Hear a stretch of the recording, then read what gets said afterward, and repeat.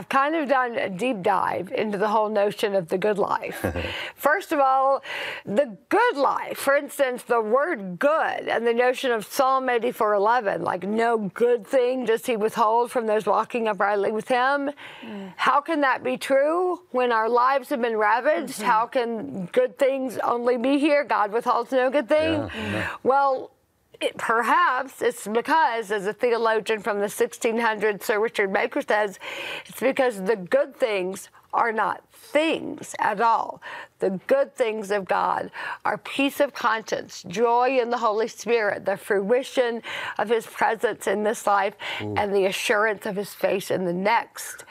These things are the truly good things of God that can never be taken, and they're nothing that this physical world could ever touch. And that is a word for your listeners going through the ringer.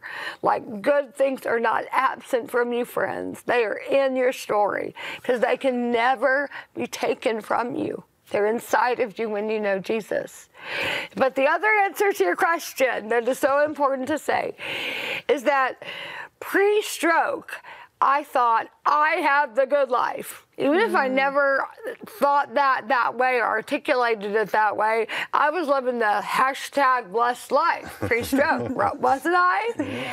And yet, so clearly we see in the Beatitudes and throughout the Bible, the blessed life is the life poor in spirit. Blessed are those who mourn. Blessed are the meek. How do we make sense of that in the context of the charmed before the stroke life?